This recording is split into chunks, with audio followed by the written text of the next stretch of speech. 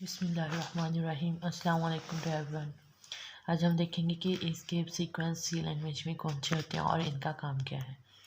Escape sequence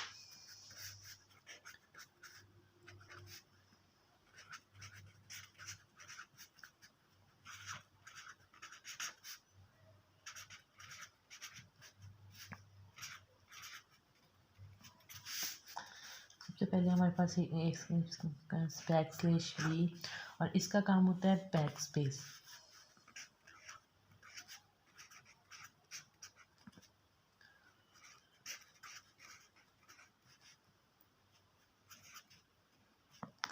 ये एक back space देता है।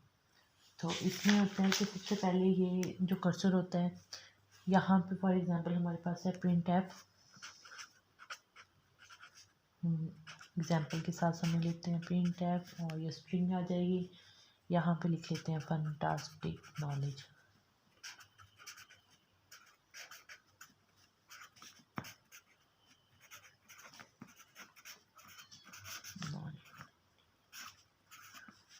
डबल स्ट्रिंग और सेमी कॉलन स्टेटमेंट क्लोज।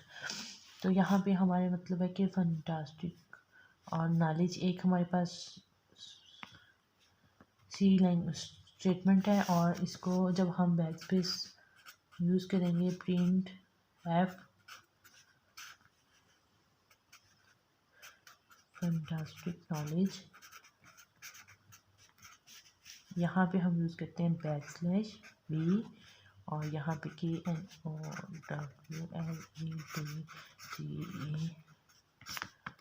तो यहाँ पे हमारे पास जो आउटपुट आएगी स्क्रीन पे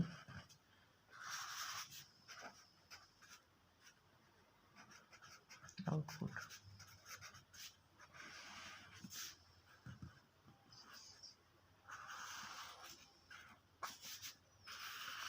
ये हमारी स्क्रीन है। यहाँ से ये तो हमारे पास स्क्रीन पे आएगा फंटास्टिक।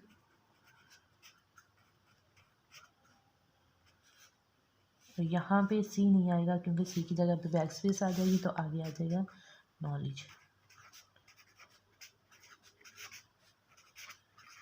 ये हो जाएगी हमारी आउटपुट। फंटास्टिक नॉलेज स्क्रीन पे हमारी शो हो जाएगा, लेकिन फंटास्टिक नॉलेज शो होगा, फंटास्टिक नॉलेज शो नहीं होगा \p की वजह से। ये है हमारा एक काम कि हमें आउटपुट में एक बैक स्पेस दे दी जाती है और फिर नेक्स्ट वर्ड प्रिंट कर दिया जाता है। अब हम कंप्यूटर की स्क्रीन पे चलते हैं और इसी स्टेटमेंट्स को चेक कर लेते हैं कंप्यूटर की स्क्रीन पे कंपाइलर पे। ये हमारे पास है सी कोड जिसकी आउटपुट होगी फंटास्टिक नॉलेज, क्योंकि प्रिंट एफ में ये लिखा है। और अब हमने लिखा है बगैर एस्केप सीक्वेंस के, तो इसकी आउटपुट चेक की है तो हमारे पास इसकी आउटपुट आएगी फंटास्टिक नॉलेज। ये स्क्रीन पे शो हो जाएगा। अब हम इसी प्रोग्राम में \b लिख कर देखते हैं। जैसे कि फंटास्टिक लिखा हुआ है, उसके बाद \b देंगे और फिर नॉलेज लिखेंगे और \b के यूज़ करते हुए अब इसे कंपाइल किया और कंपाइल करने के बाद हम इसे रन करके देखते हैं। इसकी आउटपुट आएगी फंटास्टिक नॉलेज, ना कि फंटास्टिक नॉलेज। इसी की जगह पे बैक स्पेस हो गया और फिर नॉलेज लिखा गया। हमारे पास है \f। नेक्स्ट इसके सीक्वेंस का जो है और जो ऐप होता है ये हमारे पास एक ब्लैंक पेपर आउटपुट जो हार्ड कॉपी होती है उसमें ब्लैंक पेपर एक इंक्लूड कर देता है। अदरवाइज इसका आउटपुट पे जो रिज़ल्ट आता है इसका कंप्यूटर की स्क्रीन पे उस पर कोई फ़र्क नहीं पड़ता। जैसे कि हम यहाँ पे एक लिखते हैं प्रिंट एफ डबल स्टार और डबल कोर्स आ जाएगा फंटास्टिक \f। मैंने यहाँ पे कोई स्पेस नहीं डाली, NEDGE डबल कोट्स और सेमी कॉलन।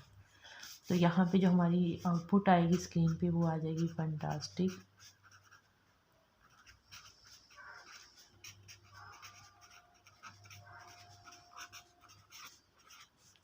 ये हमारी आ जाएगी आउटपुट स्क्रीन पे। और अब हम इसको \f को कंप्यूटर की स्क्रीन पर कंपाइलर के साथ चेक कर लेते हैं कि इसकी कोडिंग पे इसके आउटपुट पे क्या रिज़ल्ट आता है \f का और f यहाँ पे लिखकर पहले फैंटास्टिक लिखा, फिर बैक स्लैश लिखा और फिर बैक स्लैश के साथ F लिखकर फिर नॉलेज लिख दिया और ये हमारी स्क्रीन पे आउटपुट आ जाएगी फैंटास्टिक नॉलेज। इस पर यानी कि कोई असर नहीं पड़ा बैक स्लैश F का, ना तो प्रिंट हुआ और ना ही इसकी आउटपुट पे कोई असर आया। सिर्फ और सिर्फ एक ब्लैंक पेपर इंक्लूड कर देते हैं, इंसर्ट कर देते हैं हार्ड कॉपी में। जब इसमें बैक स्लैश N, तो यहाँ पे इसका काम होता है कि नई लाइन पे चले जाना। यहाँ पे हम इसे अगर यूज़ करते हैं प्रिंट एफ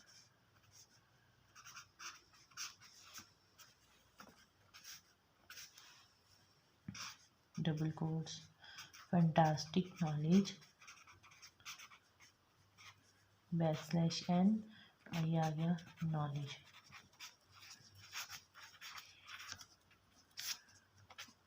सेमीकोलन, तो हमारी स्क्रीन पे इसकी आउटपुट आ जाएगी फैंटास्टिक।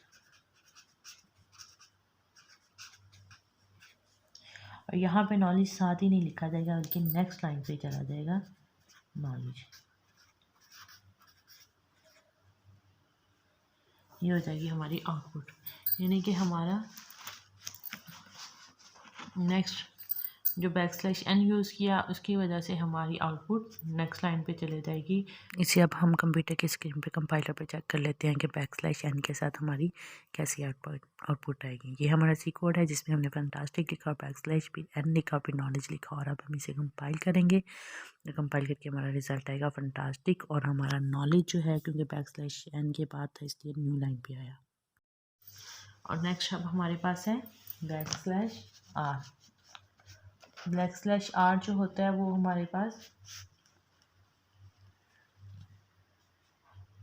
करंट लाइन के जो होगा उसी के स्टार्ट पे चला जाएगा बिगनिंग पे, यानी कि प्रिंट एफ जो कर्सर होगा वो हमारा स्टार्ट पे चला जाएगा, स्टार्ट पे लाइन के स्टार्ट पे, ना कि प्रोग्राम के स्टार्ट पे।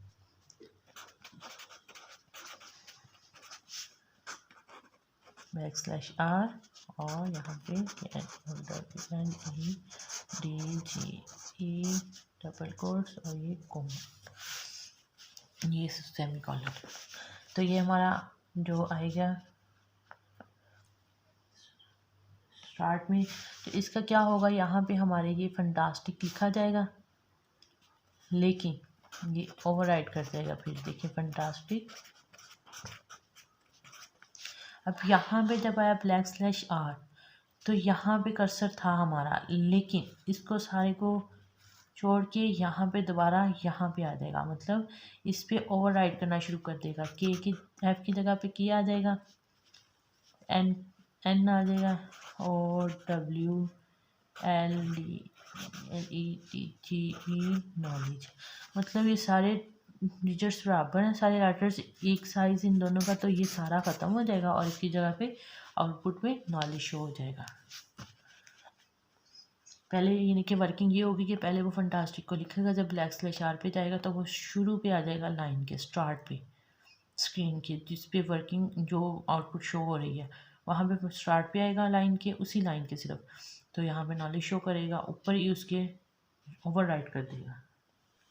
अब हम चलते हैं कंप्यूटर की स्क्रीन पे और इसे देखते हैं बैक स्लैश R के साथ आउटपुट को, फैंटास्टिक फिर बैक स्लैश और फिर R और फिर नॉलेज लिखकर।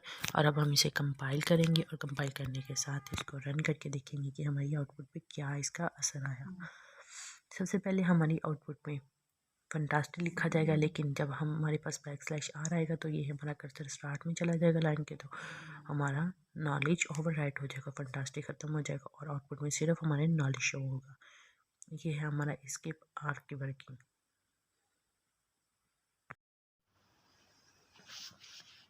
आगे है back slash T।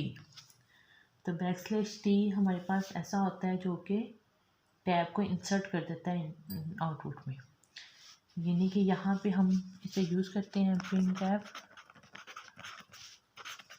Double quotes fantastic back slash T और यहाँ पे लिखेंगे नॉलेज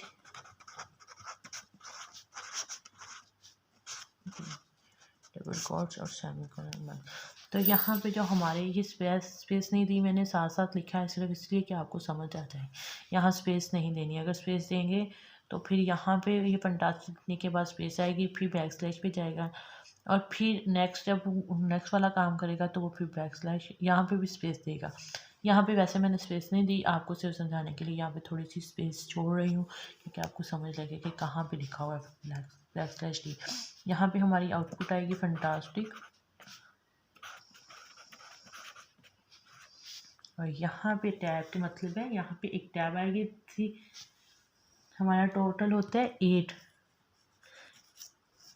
8 वर्ड्स का। टैब इंसर्ट 8 स्पेसिस देता है तो नेक्स्ट हमारे पास नॉलेज लिखा जाएगा। ये हमारी हो जाएगी आउटपुट। अब हम कंप्यूटर की स्क्रीन पर चलते हैं और इसको कंपाइल करके देखते हैं। पहले फंटास्टिक लिखेंगे, फिर बैक स्लैश टी लिखेंगे और फिर नॉलेज लिखेंगे और ये हम अपने कंप्यूटर पे कंपाइलर पे कोड को रन करके देखते हैं तो हमारा रिजल्ट आएगा फंटास्टिक और फिर बैक स्लैश टी की वजह से हमारे यहाँ पे स्पेसिस आ जाएंगे, टैब एंटर हो जाएगा और फिर नॉलेज लिखा जाएगा। और नेक्स्ट हमारे पास है back slash colon, single colon है हमारे पास। सिंगल कोट्स है हमारे पास और सिंगल कोट्स को हम शो करना हो तो हम ऐसे करते हैं प्रिंट एफ डबल और यहाँ पे हम लिखते हैं फैंटास्टिक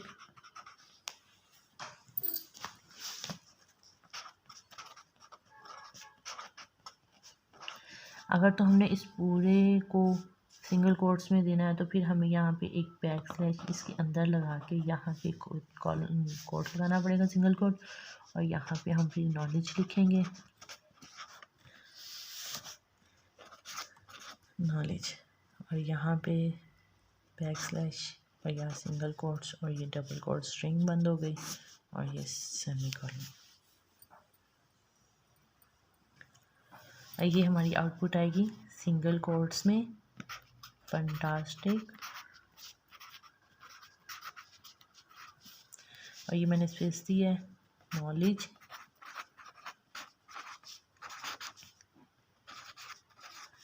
और ये आ जाएगी सिंगल कोट्स। ये हमारी यहाँ पर सिंगल कोट्स के साथ आउटपुट आ जाएगी। सबसे पहले हम इसको सिंगल कोट्स में लिखेंगे यानी कि स्ट्रिंग के अंदर बैक स्लैश और सिंगल कोट और फंटास्टिक भी स्पेस दे के मैंने नॉलेज लिख दी है और अब हम इसे कंपाइल करेंगे और फिर रन करके देखेंगे कि हमारी आउटपुट क्या आती है। हमारी स्क्रीन पे आ गया सिंगल कोट्स में फंटास्टिक और स्पेस के साथ नॉलेज लिखा गया।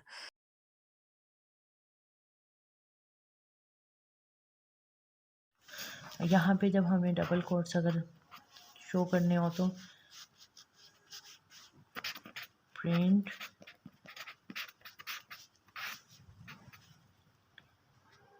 Back slash double quotes fantastic knowledge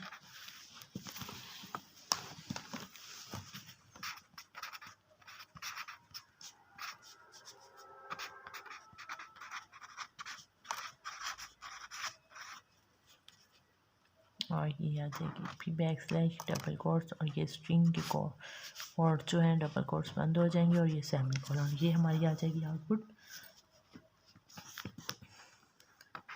back double quotes fantastic knowledge double quotes. Compiler में इसको चेक कर लेते हैं रन करके। पहले बैक स्लैश लिखा और फिर डबल कोट्स फिर फंटास्टिक फिर नॉलेज और फिर मैंने बैक स्लैश लिख के डबल कोट्स लिख दिया और अब इसे हम कंपाइल करेंगे और कंपाइल करने के बाद फिर इसे रन करके इसकी आउटपुट चेक करेंगे। इसके लिए याद रखना है कि बैक स्लैश के बाद ही डबल कोट्स लिखने हैं, पहले नहीं लिखने। और ये हमारी आउटपुट आ गई फंटास्टिक नॉलेज डबल कोट्स में। और अगर हमने आउटपुट में अगर बैक स्लैश शो करनी हो, सिंगल बैक स्लैश शो करनी हो, तो फिर हम ऐसे करते हैं, double back slash printf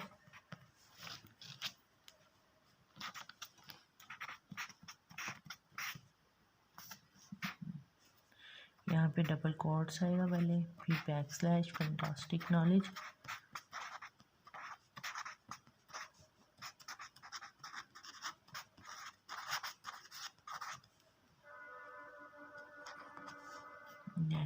double back slash, और यहाँ पे भी डबल बैक स्लैश, ये आ जाएगी यहाँ पे, और ये सेमी कॉलन।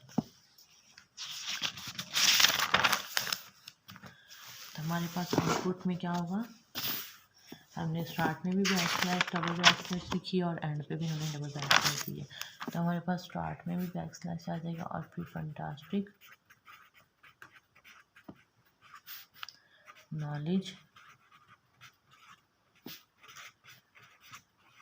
यहाँ पे बैक स्लैश आ जाएगा और ये हमारी आउटपुट आ जाएगी। कंपाइलर पे इसे चेक कर लेते हैं। हमने बैक स्ट्रिंग के अंदर double back slash fantastic space आके नॉलेज लिखा और फिर डबल बैक स्लैश, और अब हम इसे कंपाइल करेंगे और फिर रन करेंगे और ये हमारी है आउटपुट, सिंगल बैक स्लैश के साथ स्टार्ट में भी और एंड पे भी फैंटास्टिक नॉलेज। Thank you.